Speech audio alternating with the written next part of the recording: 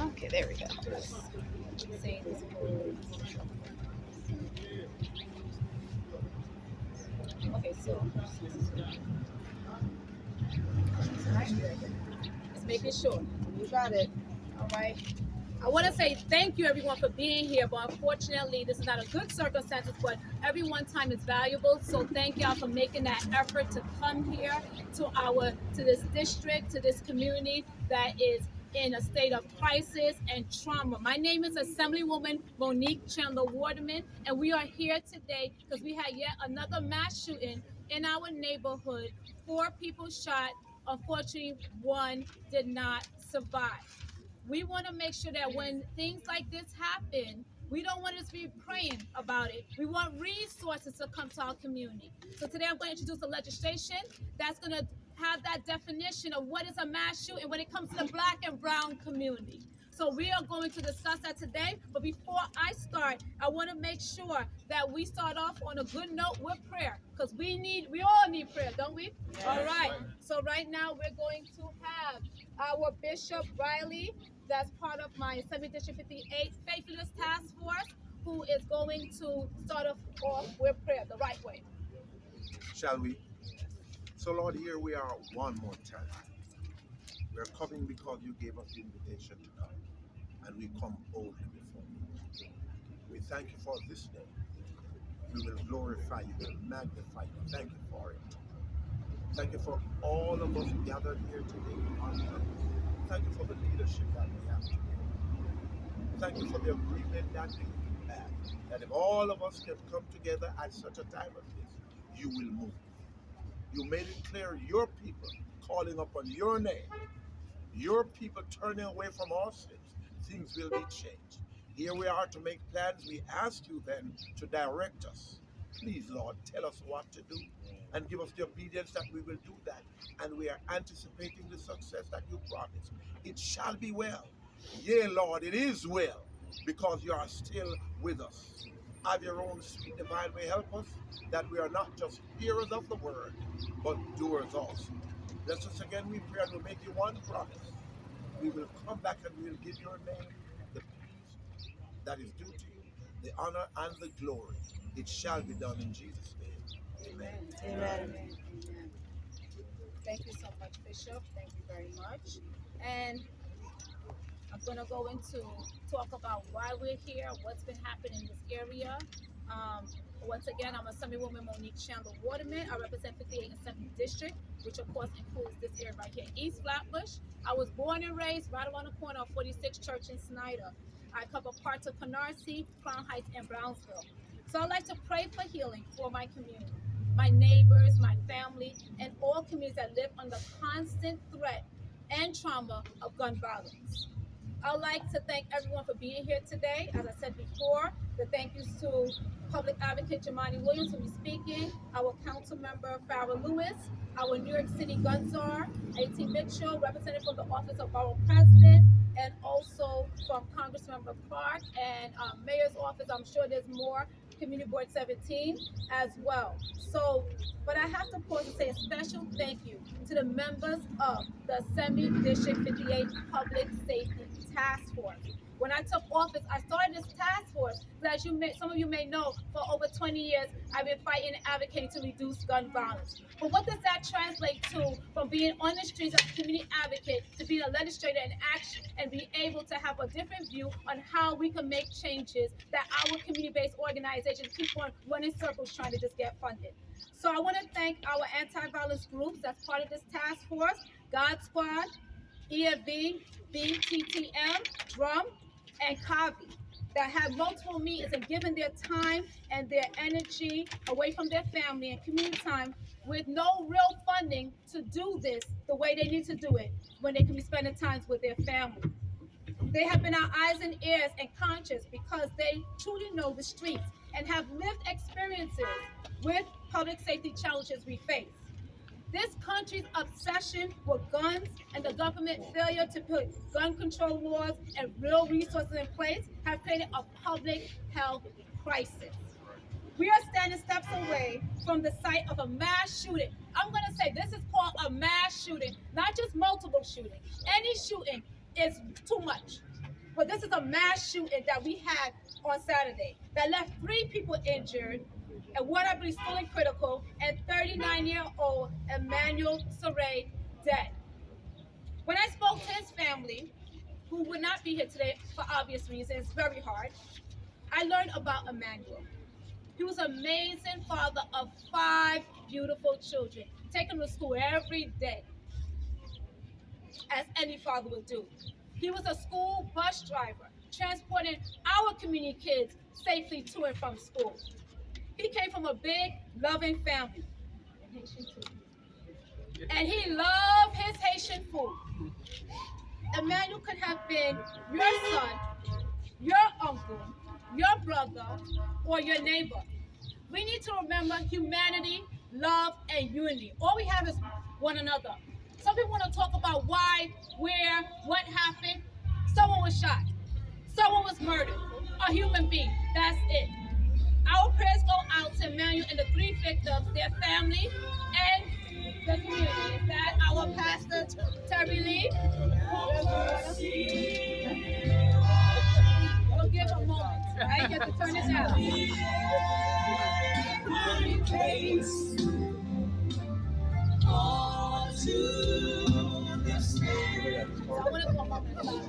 Stop it. He's getting out. All right. Oh no, not over yet.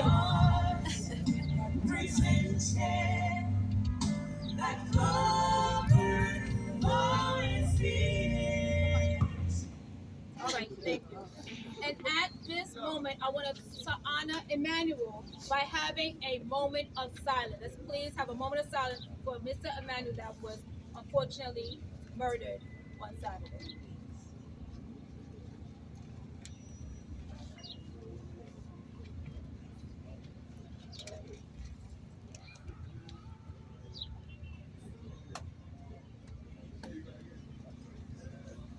We can't change what happened this past week, but we have to impact what happens tomorrow, and it starts today by addressing this gun violence trend. Until gun-loving members, or just until people who think guns is the answer, our federal government, we need to take care of its citizens. We need to take care of ourselves.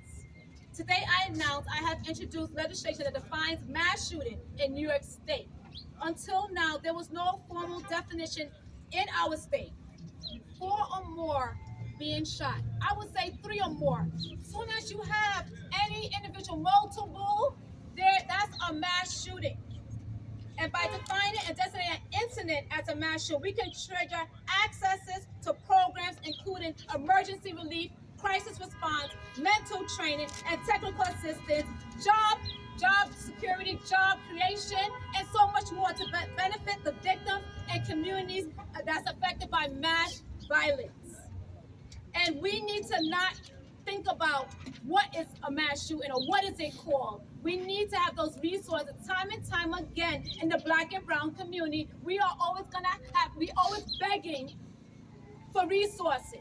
We should have to beg to be termed a mass shooting. When it happens in any affluent community that already have resources, they get more resources on top of that. We're demanding for resources for our community, not another child. People impacted by mass shootings are impacted long after the reporters. I thank you for being here, but long after the reporters and cameras leave, people are still dealing with the trauma. And the community is dealing with it. The victims and community needs mental health, trauma informed care, and culturally relevant. We have mothers here doing this work for free after they lost their loved ones. They know the community. We don't need somebody from outside the community to tell us what to do in our community. We know. So we want to make sure we get assistance in medical, rehabilitation, expenses, child care, dependent care, lost wages. We need affordable housing. The trigger is pulled, as our sister Queen who always says, the trigger is pulled before the trigger is physically pulled. And that's when we don't have resources. So we need ongoing support, especially for victims during criminal justice proceedings. This is a precinct with one of the highest rates of gun violence in our city. This incident was one of far too many, including right here. 9-year-old Andrew Collins was shot by riding his bike right here. He survived. That's not everybody's case. And that at that time triggered us to come out, the whole community, East Rockbridge Village Inc. at the time that I was a part of, and we came out with a press conference with the family. And then again, around the corner, 46 Church in Snyder, 3 to 4 people were shot years ago. That was a mass shooting them as well. And I remember doing Stop the Bleed physically on the ground with those young men. Utica Avenue between Church and Snyder a couple of years ago, a shooting left 52 bullet casings on the ground on our street. You know how much shooting has to happen for 52 cases to be left on the ground? Thank God no one was shot. But that's crazy. During the height of the pandemic, there was approximately between, I'll say 45th and 46, all around here, especially on Snyder, and about 20 shootings in the wake of the pandemic. And as we know, it was already happening and the pandemic exacerbated those situations. Not all of them resulted in injury, but it's still gun violence. I just want to hear because a shooting happened and no one got shot, it doesn't mean anything. It means a lot. Then you go down to 56 in Church, a young man was murdered. We just did a funeral for that. Then 12-year-old Cade Lewitt was murdered right there off of Church Avenue. I don't have to continue giving examples. One is too many. So I continue sending condolences and lift the families in prayer. But tell you truth, I'm tired. I'm tired of asking my community to join me in prayer. Prayer without works is dead. God didn't say just go and continue praying. No, we gotta be about it. He's an OG too, right, Bishop? God is an OG. He was out in these streets. Yeah. And while we pray, we gotta demand. We're not asking for permission. Please get resources. Kick down the door. We need resources. So, as I go on script, the government should join us to create affordable housing, job training, as we talk the wraparound service, creation of jobs, mental health services, and funding for our schools. I would like to work with my colleagues in government on the federal, state, city to declare this a mass shooting, to get the resources we need out into our community to ensure our well-being and safety of our streets. After 34 days, I don't know how much days we ever have with those shootings, but after 34 days of gun violence, we are dealing with a mass shooting at our doorstep. We don't need to wait anymore. One survey told us 120 guns for every 100 Americans. The United States is the only nation with more civilian guns than people. Through international unintentional acts, intentional and unintentional acts, people are losing their lives. It must stop. It's not just giving lip service to the Assembly District 58 Task Force, Public Safety Task Force, and everyone standing here is taking action to end gun violence. We need we need not just to talk about it. We got to do the walk. So please join me and join us in this action. There have been more than 100 mass shootings in the United States. So the United States thus far. This is crazy. This has to end. So, without further ado, if anybody know me, I start off with our mothers. Natasha, you knew that was coming. I don't know why you didn't. So we have our president, right? Natasha Christopher, unfortunately, son who was murdered due to gun violence. Akil Christopher, she will come and speak about Mothers of Safe City. That's also part of God's Squad. Natasha Christopher, can you please come today with all the mothers in support?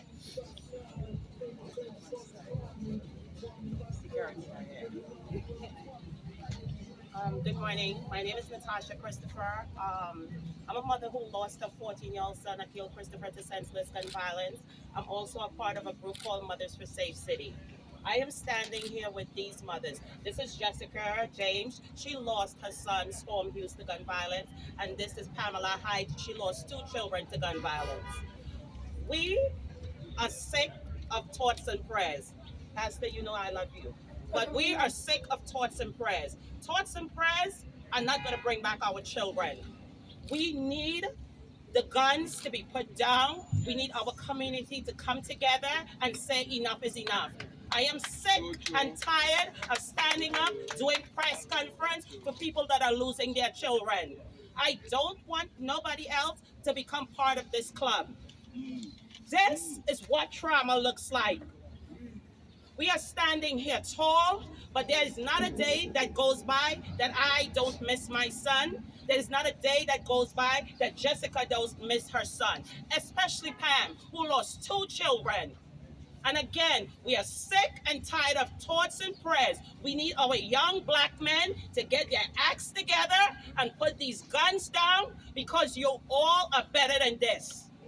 We are losing our children to gun violence more than car accidents.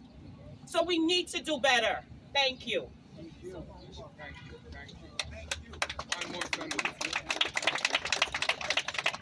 I always admire the strength of these mothers and these families who lose someone, well, we should say murdered by gun violence, and then come out and advocate to make sure nobody else goes through that experience. That's one group no one wants to be a part of. But I thank God that you do have a group to get support for our families. So I'm going to call Pastor Hines from God Squad. He's also part of the God Squad, and Mother Society City is part of the Semi-District 58 Public Safety Task Force.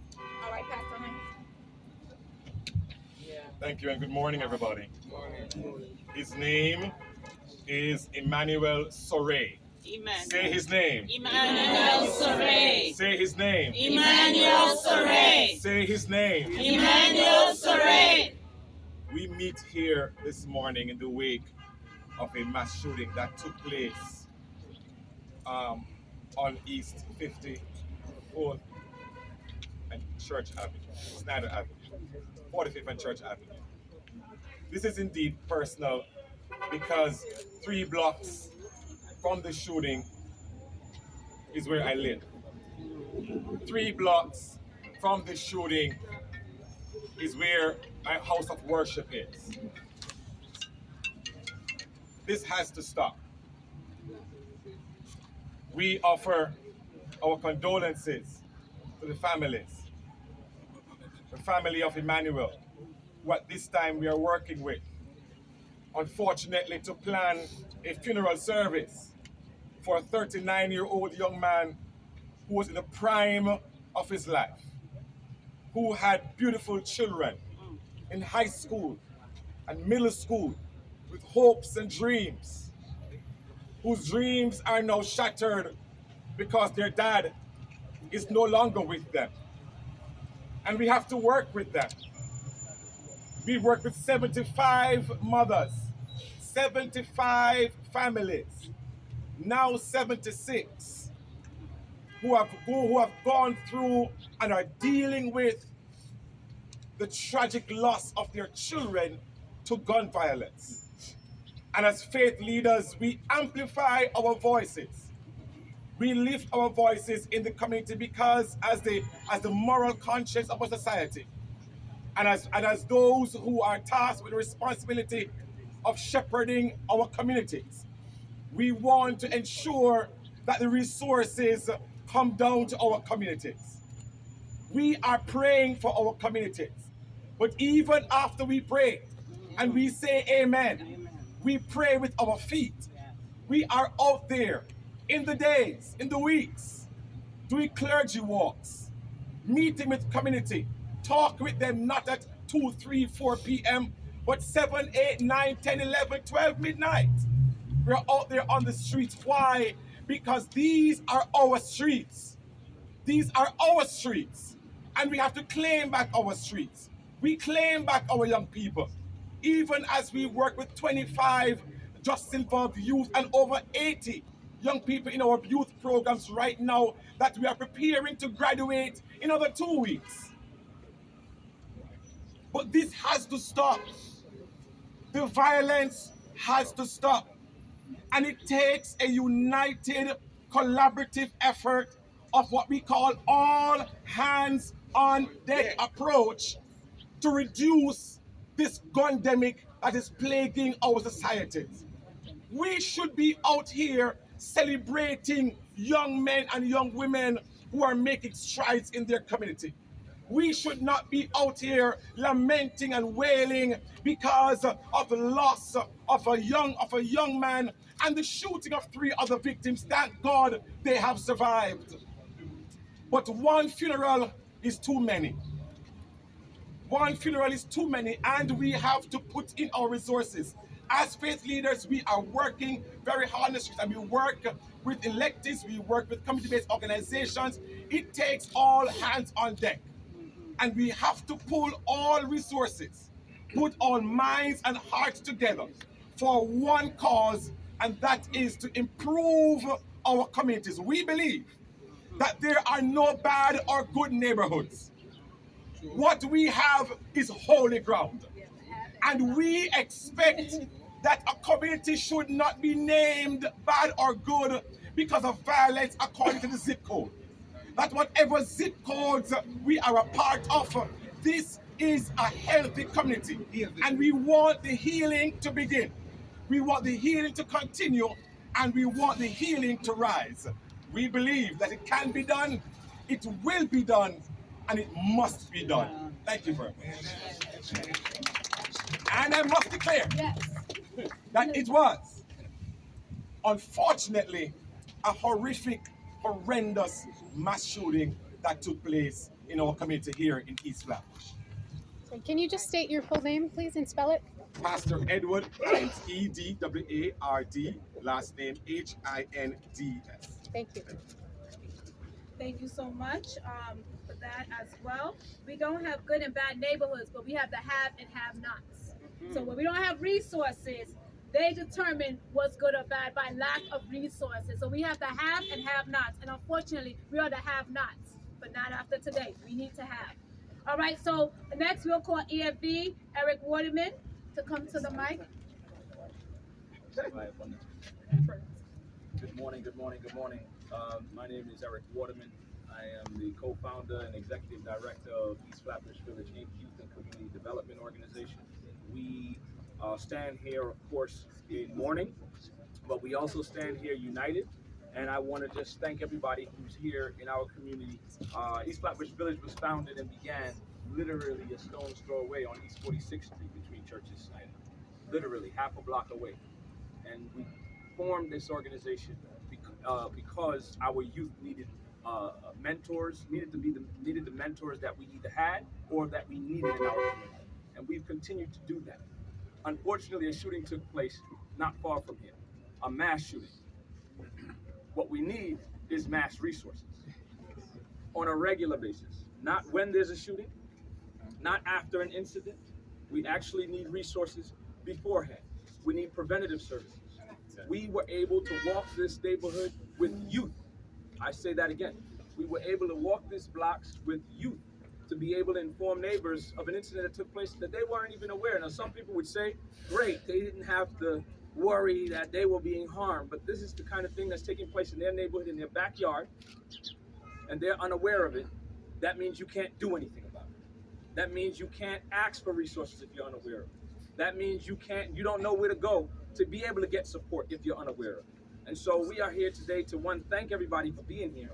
But when we call for youth action on the positive, uplifting, regular activities that kids are doing, not far from here at PS 135, we have an after-school program that houses 110 students. We need more than 110 students. Those same kids live in these same neighborhoods, in these houses, in these buildings. We can prevent gun violence with working with those same youth every single day through our program with proper resources. I say that the program is funded and it's underfunded. There are so many other programs in this community that are underfunded. And on top of that, our community is traumatized as a result of these mass shootings. They happen and we get normalized by it. We keep moving. And instead of sticking around and going, you know what, this is not right. This is not the way it should be. Calling it out and providing resources behind it. So I ask for that. And I can thank everybody who's here to support a community that's reeling, but I ask for support the community before it has to reel over an incident like this. So thank you for coming out, but let's be out here and let's be present for one another and for the community members and our youth on a regular daily basis through programming, through initiatives, through when you see them on the bus, when you're at the bus stop, to when you see them in a program, they should be right now being mentored by the media for those that want to get involved in media development. Every inch of industry that we have throughout the country, every youth should be able to be mentored or paired or somehow linked to an organization that's getting development in that particular area of study. But that's not happening. Our resources are only going towards, I've seen so many vehicles after the mass shooting, so many vehicles out there, police vehicles. I love the police. I love them. I know a lot of them. I coached for 15 years and I coached many kids that ended up becoming NYPD, FDNY. They became city workers. It doesn't matter what field they went in. So I love them. But that's not necessarily the resources that we need to make sure we get out of this epidemic. So we need everybody. Thank you. Thank you so much. And I also want to acknowledge they had young people with them standing here today. So I want BTTM, drum, Cyrus Smith, coming to the mic to speak. Reverend Shannon. Okay, Reverend Shannon, also part of Assembly District 58 Public Safety Task Force. Then it will be Kavi to come up next, so get yourself ready. Rami. Good morning, everyone. Good morning. As already stated, I am Reverend Shannon. I am one of the program managers for Brownsville Think Tank Matters, which is the parent company for Drum. On the streets, you will mostly see the Drum logo, which stands for Developing Righteous United Movements. I stand with our COO, Cyrus Smith, and also in representation of our founder and CEO, Al Matthew. We are here under the hub of the Mobile Trauma Unit, which is a mobile trauma unit that was assigned to Brownsville Think Tank Matters as a mobile trauma unit for the borough of Brooklyn. We're not limited and relegated to one particular area, but we have been assigned to the borough of Brooklyn by way of the mobile trauma unit. That primary service is to offer grief recovery counseling to those who have been victimized by gun violence. The pain and the reality of loss is real, and we want to be able to support those families who have lost loved ones to gun violence. I'm also a grief recovery specialist, and in being a grief recovery specialist, I formulated a grief healing mantra, which simply states, I am on a healing journey, moving towards learning how to live inside my grief. We have to learn how to live inside of this reality, because I've watched people suffer inside of it. I've watched people die inside of grief. The goal is to help people to learn how to live inside of this reality. So to the families who are here mourning the deaths of their loved ones, we are here to support you. To the family of Emmanuel Sore, who lost his life in this recent mass shooting, we are here to support you. History that hurts also offers history that heals. And we are on the heels of a recent history that has hurt this community and continues to hurt our communities abroad. And so we are also here to offer solutions that will create a history that heals. I want to offer my brother and founder and CEO his statements. He could not be here with us today, but I want to share his thoughts with you, and I want you to know that I echo these sentiments. Al Matthews says, we should avoid being a community that points fingers at one another. When turning on the news, we hear about shootings at schools, near schools, parks, and subways. We should encourage mindfulness, being mindful that those victimizing our communities are human beings with their own unique set of challenges, struggles, and experiences, who either haven't learned or been taught other ways to express themselves outside of violence. Violence is not normal, but we have to ask, why has it been normalized as the most dominant form of conflict resolution? Where has compassion gone for our fellow neighbors? Where are our leaders willing to step out other than organizations and inspire the young men today? These are our communities suffering. This is a deep hole for our young men to dig themselves out of. They have been misled and misguided and are in need of the leadership that teaches them how to handle their emotions and difficult situations. So together, let's lead with guidance that breathes life into purpose. This is a quote from our founder and CEO, Al Matthew. And I close in saying this. This is Women's History Month. And I take every opportunity to celebrate the beautiful and powerful women that are in the forefront of leadership. So I want to thank Assemblywoman Monique Waterman. I want to thank Councilwoman Farrah Lewis. I want to thank all the powerful sisters who are in the forefront of leading this charge. But there is a sister that I listen to every day on Sirius XM, The Urban View, Larie Daniel Favors. And she closes her show out every day with this. She says, find your purpose and see how it aligns with the needs of our people and walk in it with your back straight. And then she says, tap into your Harriet Tubman, Marcus Garvey, Nat Turner love. And that is the love, Harriet Tubman, the love that teaches us more than we were taught not to. Marcus Garvey, to open up and create paths of resources for our people. And Nat Turner, to stand and to protect the sanctity and dignity of our people. I love that quote because it gives us marching orders. And so I thank you all for the opportunity and the privilege to share today. But let's pull together. I don't like cameras, if I have to say that. I have to say, I don't like cameras. My preference is to be out in the streets doing the work. I don't like photo ops. That's not most of y'all have probably never seen me before because I choose not. But if I have to stand, I will stand. I'm equipped to stand, and I am enough to stand. God bless you.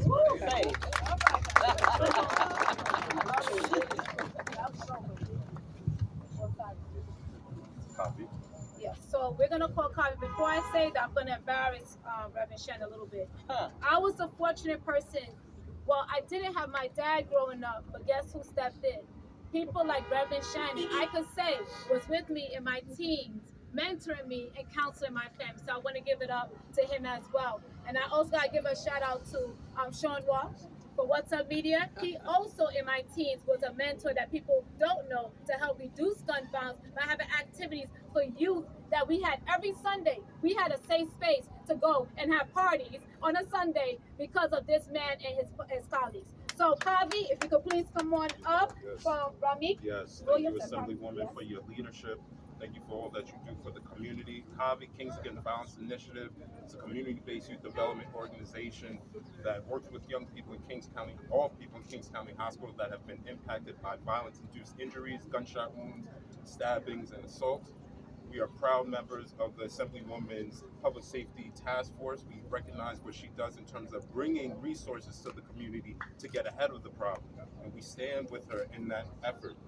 Our organization has met with two of the victims, including the victim's family of this tragic incident, and applying trauma-informed care. What does that mean? Helping them heal, helping them move past this tragic, unfortunate event. I'm surrounded with my team members who've done it. The actual members that were with the family last week are actually in the hospital right now doing work because the work doesn't stop. So we call on the governor, we call on elected officials to address these issues. The inequities of funding are a tragedy. If this was happening in any other community besides the Black community, we would have funding.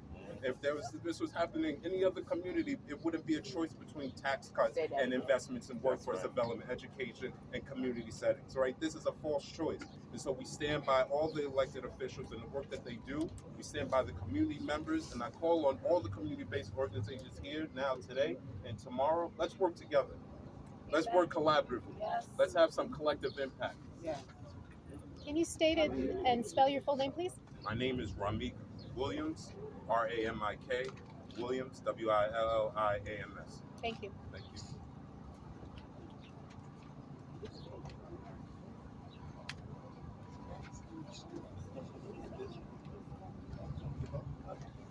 So we are going to move to our elected official. I know this is going a little bit long, but thank you so much, and thank you for our public safety task force. We'll have other community-based organizations, other community leaders to speak as well. So we are going to move to, I believe we have public advocate Jamani Williams. I just saw him, who used to be the former council member on these streets, occupying the corner, right?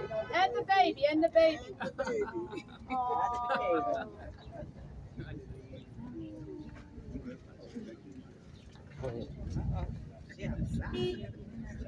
Outside. Peace and blessing, love and light to everybody. So first, I think it was the Assemblyman mentioned about how many guns are in the country. We have 4% of the world's population. Over 50% of all civilian-owned guns are in this country. So we have a demonic obsession with guns. And until Congress actually does something about it, we're going to keep seeing these things. The space that I think we can work in is what I call the demand side of gun violence. So even if the guns are here, we can help our young people and communicate better than with permanent solutions for very temporary problems. How many people under 35? Hey, me. That's one. Under 35? Right here. How many of y'all under 35 know somebody who was shot? Yes. How many over 40? 45.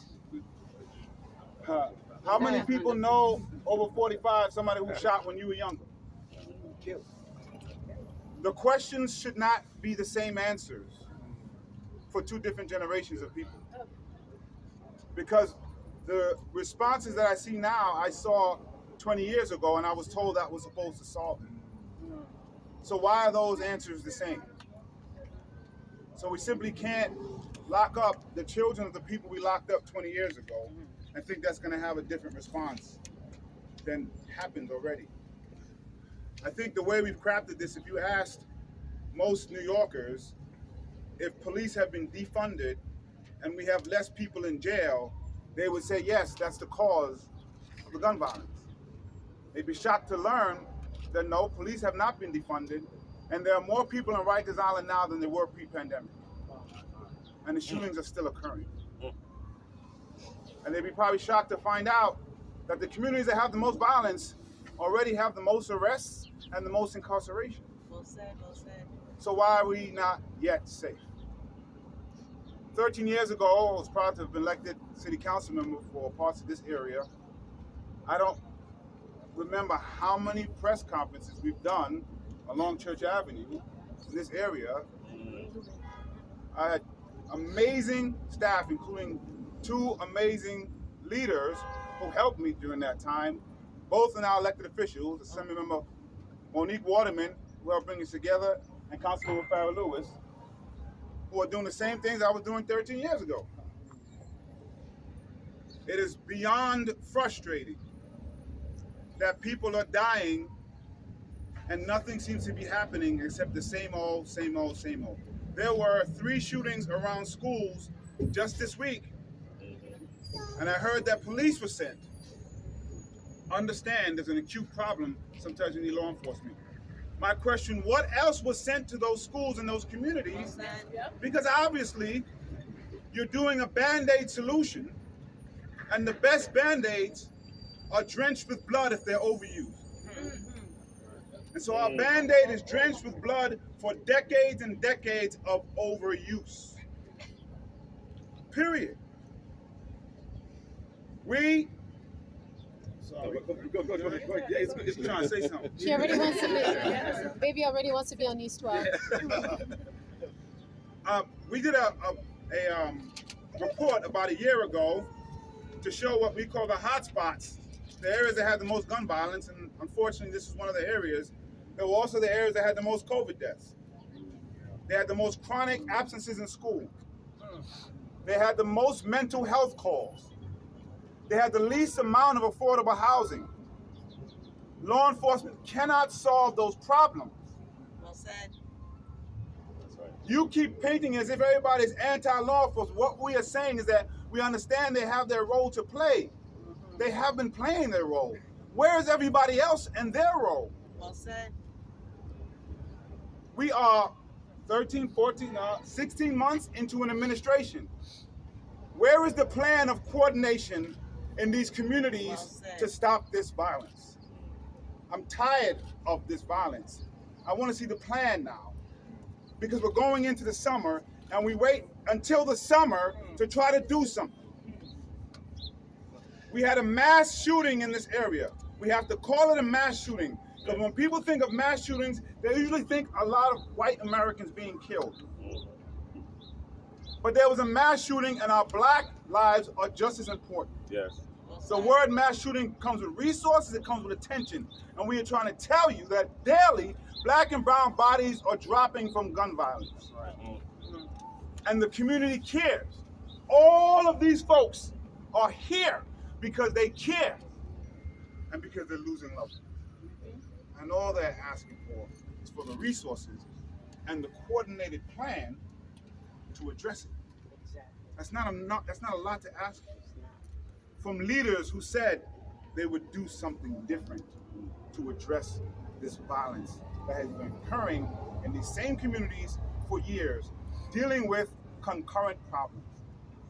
That doesn't mean there's an excuse someone for shooting up a block. I want to be clear, there's no excuse for that. There has to be accountability for that pain that's occurring. But what we're telling you is don't mix and confuse accountability with preventing it from happening again. Well said. Because it's two different things. If you want to prevent it from happening again, change the environment that's creating it. Right. And we've been saying that for years, but we don't see the funding and the coordinated effort to actually get it done. So I know there's going to be another press conference very soon. In the name of Jesus. I wish. What are we going to do before the next one? That question is to us. That question is to every leader. That question is to an administration who is supposed to be focused on public safety. I want to see the plan now. It's going on April. June and July are going to be hotter than what it is right now. We're all here ready to work. Give us the plan, the coordination, most of all, the resources. Please, we are pleading. Because when my baby grows up, I want her to answer that question differently than what was just answered.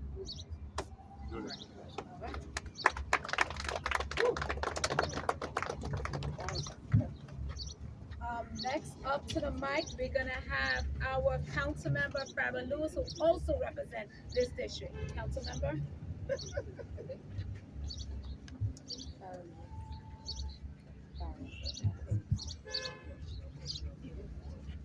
Thank you, Assembly Member Chandler Waterman, the AD 58 Task Force, Elite Learners God Squad, BTTM, Youth and Community Development Organization, and Kavi, and so many more of our pure violence operators that are out here with us this afternoon to respond to gun violence in our community. I'm Council Member Farrah Lewis. I represent the 45th Council District.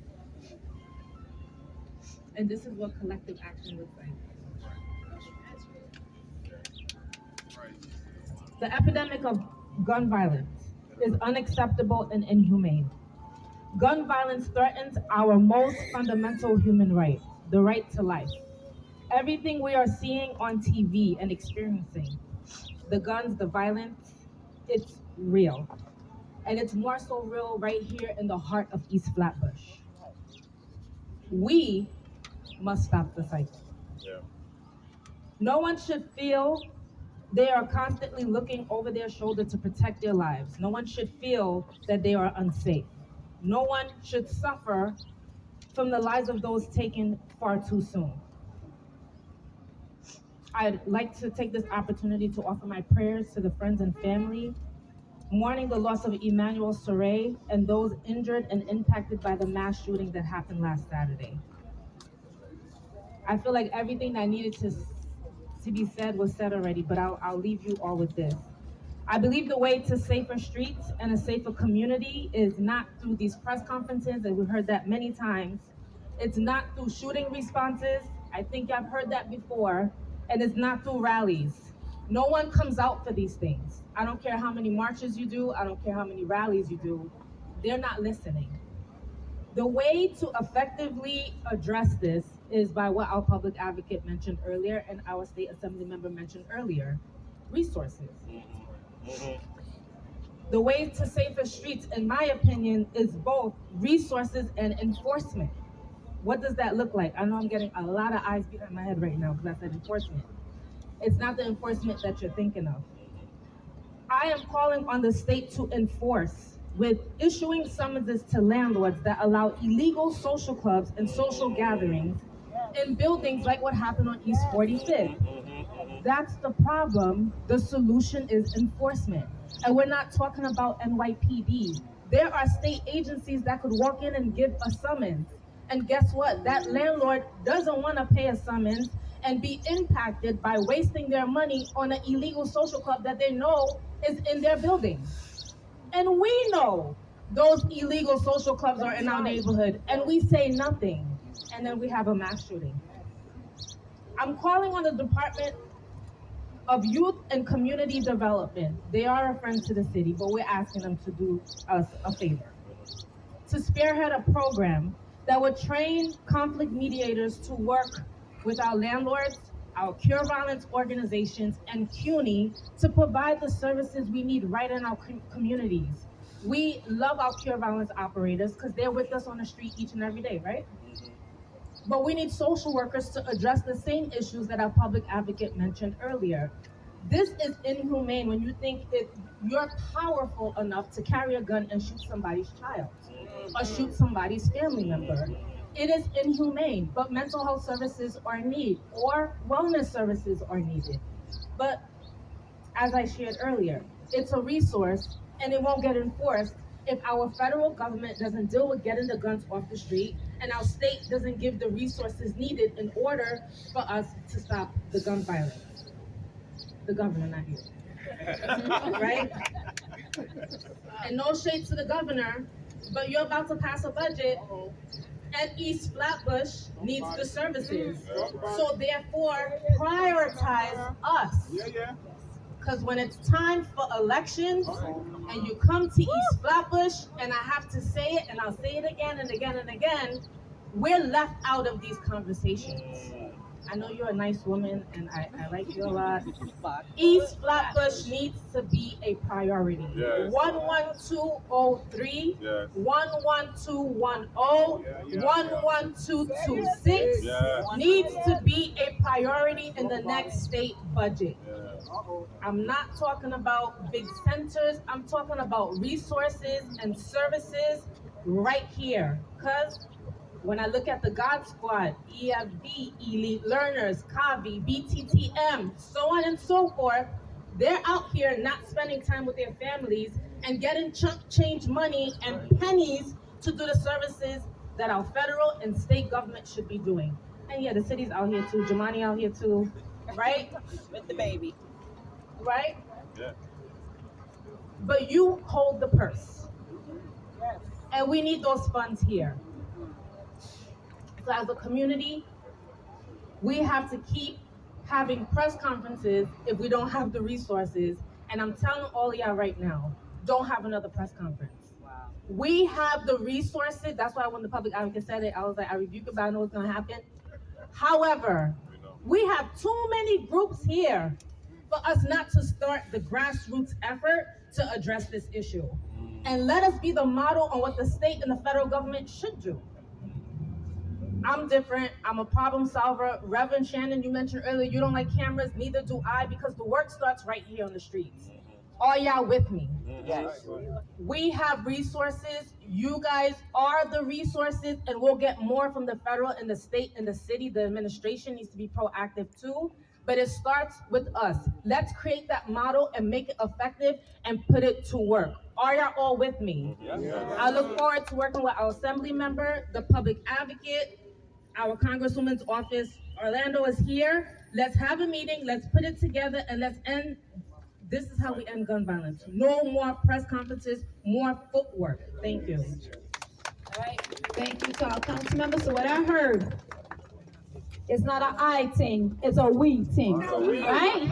So So we need city, we need the federal, we need the state. Everybody got to work together to make this happen. So without further ado, I want to shout out the District Attorney, Kings County. Well, Kings County, Eric Gonzalez's office is here, the reentry program, and they've been on these streets giving out job resources as well. So I just want to make sure. But we're going to have the gun czar, A.T. Mitchell from the New York City, Eric Adams, mayor's 18, yeah. Yes, he is coming out here from the administration of the mayor.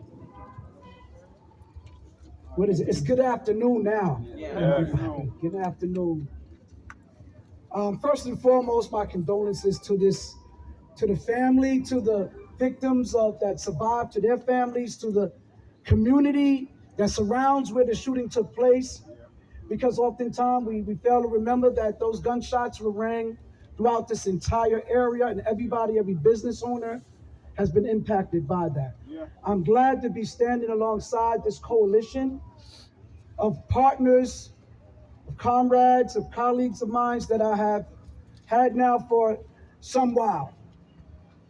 And I've listened to all of the different people who spoke, and I think that's enough has been said. So I'm not going to even, use a lot of time. Let me just reiterate certain key points. Mass shootings require mass resources. Yes. Mass shootings require mass resources. That was very key. And then I love what Councilmember Lewis said. I often say the resource that we are calling upon is the resource you see in the mirror every single day. See, oftentimes we look outside of ourselves, but the resource that we need to solve these issues in our neighborhood are the persons you look in the mirror every single day and smile at. It's the human resource. And so we need to start the human resource department as every other place of business have. We need to get along. We need to actually practice what we preach. And I'm talking to my comrades here because I've been tasked with a very hard job. And that's to bring all of us together. I think I have the respect of everybody here. And I've been tasked to try to bring us all together. And we know that we got some sugar honey iced tea things to deal with. But we're not going to do that in front of here. So I share with those other sentiments about let's get together offline. The plans that we are looking for are the plans that we are going to make ourselves. And then we're going to turn these things over. And then we're going to see that these things are implemented. Because as been said, every year, every odd year, every even year, there's an election. And so some folks are going to come back around and they're going to ask you for your support. And we should not catch amnesia. And we should not want to be in the photo op during those times when you know in between the shootings that we're still suffering and they can do a lot more. So I'm looking forward to the offline conversations. Thank you for having me present. Keep up the great work, everybody. Thank you so much. And now we're going to have, for the borough president of Antonio Reynoso's office, we're going to have, I call her Smiley, Leanne Pearson is going to speak. Come on, Smiley. There's a reason for that, Smiley.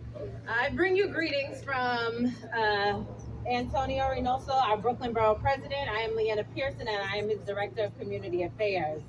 Much has been said today, and we too understand the pain of this mass shooting, gun violence, and we're standing with the East Flatbush community at the loss of Emmanuel Saray. So much has been said, so much that we concur with, but what is important, and I believe the borough president would also concur with the public advocate, that this is not about just the police, right? As A.T. Williams also just said, it is about us and us doing the work, right? So the police can't do this work on their own. It takes everyone in our communities doing the work. It's our teachers, it's our business owners, it's our elected officials to finally put an end to senseless violence and death, to change the to what Heinz said earlier, it is a all hands on deck approach that is needed. It will require mental health. It will require the state and federal government to stop the flow of guns onto our streets. It will require our schools having more teachers, more guidance counselors, and more after-school activities. It will require higher paying jobs. It will require dignified housing for all. It will require the essential services like SNAP and 3K to remain in place. So, we appreciate you, Assemblywoman Monique Chandler Waterman, for gathering us all here today. Thank you to the Assembly District 58 Public Safety Task Force, God Squad, CAVI, Brownsville Think Tank Matters, East Flatbush Village, and everyone else who is working to make sure that our community is safer. Remember, it begins with us, and we must continue to do the work that will help to prevent these mass shootings in our communities. Thank you. Thank you so much. And I also want to recognize a lot of community leaders we have here with us today. I guess Rudy Daly could have 2 seconds after I speak. He don't know how to do that. And I would say he also was a mentor. We ain't gonna tell his age, but we both taught at my 11 Junior High School together and attended that school as well. So we have Rabbi Bob Kaplan, right? We have our from JCI, okay. And then we also, JCRC, we also have Pastor Terry Lee or IRTC here.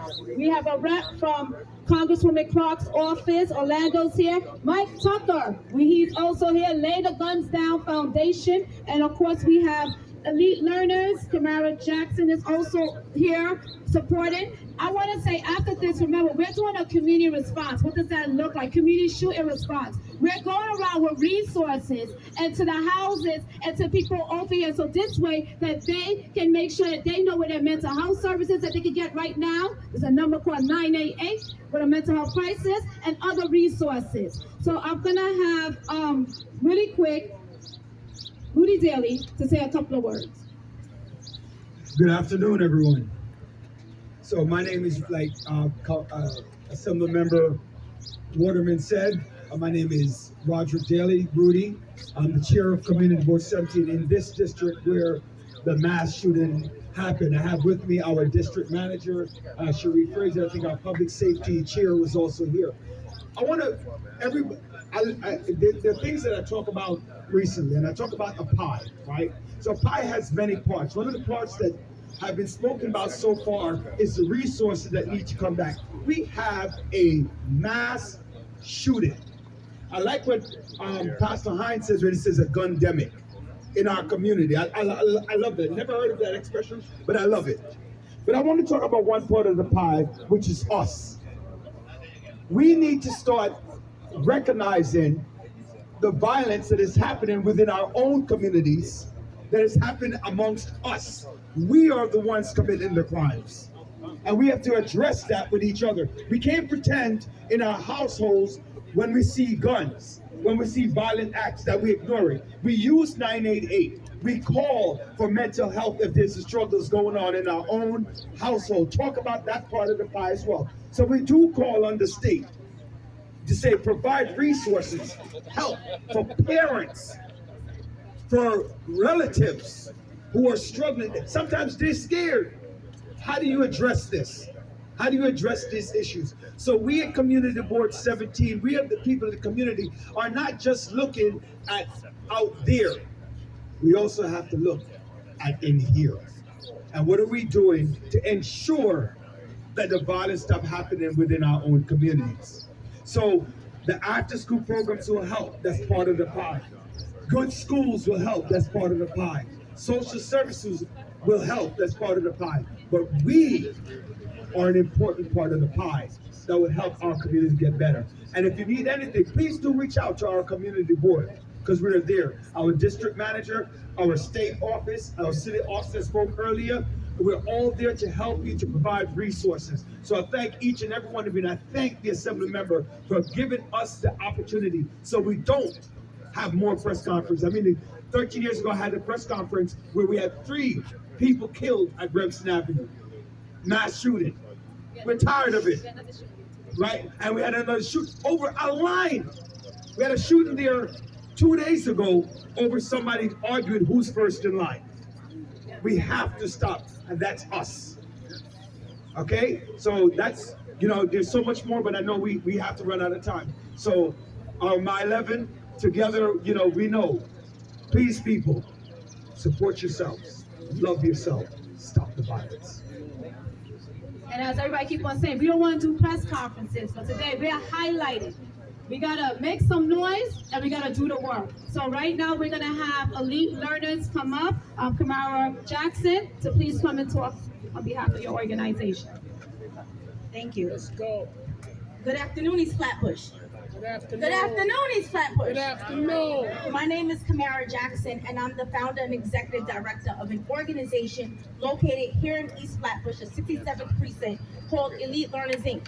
I want to highlight two things. I'm not going to be long. I know you guys have been here all afternoon. We appreciate you coming, but it's important for you to get this message.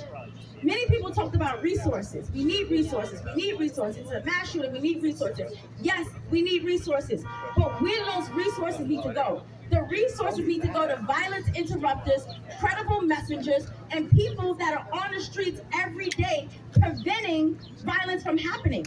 We went 34 days. 34 days is not enough. But I don't want you to be here and think people are not working. So I have some of my violence interrupters, some of my credible messengers, some of the guys that many community members, elected officials, don't even take the time to acknowledge them.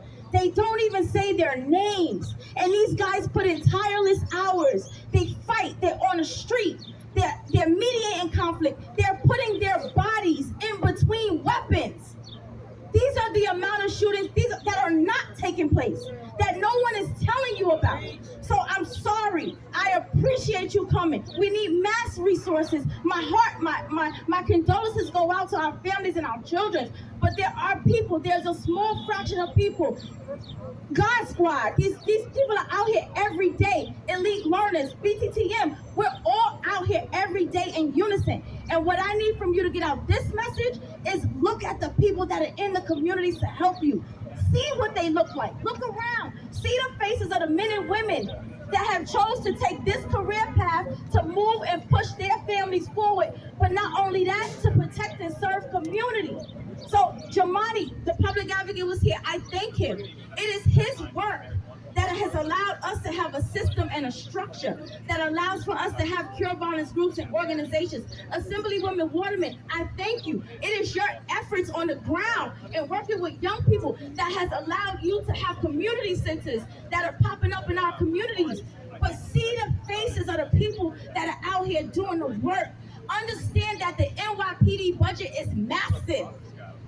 We have to pick a shift. Are we going to do a 10 to 6 or a 2 to 10? NYPD has enough bodies to rotate a shift. They have vehicles that can allow them to get to scenes quickly. Yeah, we have vehicles, but a lot of us had to sacrifice our own dollars to get that, to even come out here and sacrifice for the communities that we serve. So when we have the borough president's office and all of these elected officials out here, and they say we're going to stand in unison, and then we don't congratulate and we don't say each other's names and we don't talk to one another, it defeats our purpose. It defeats our purpose. We got to talk and move the same way. The footwork is real. You can't tell me on Church Avenue at 8 o'clock at night, you don't see people walking up and down. You might not know who they are. You might often think they're a gang because you see them in groups. They're groups of black men walking. No, they're groups of black men that are out here risking their lives to save yours and to mediate these conflicts. When we talk about the district, let's break it down. Find out where the violence is coming from. What are the incidents stemming from? Are they around schools? If they are, put more safe passage routes so that the kids can get to and from school. If they're in these illegal nightclubs, then we ask you to press the state assemblyman, press the state. Get these illegal nightclubs shut down. Because if we don't work together, we're defeating. We're not working together. I could put 25,000 bodies on the street, but if the assembly is not backing me, if the city is not supporting the work, if these things are not working in unison, We are defeating our purpose. So if you take anything from this press conference, talk to somebody. Give them alternatives to violence. Google the groups in your area. Ask them, have you ever been to a community-based organization? If they've never been to one, walk them in there. Principals, if you're watching this press conference, include this in the curriculum.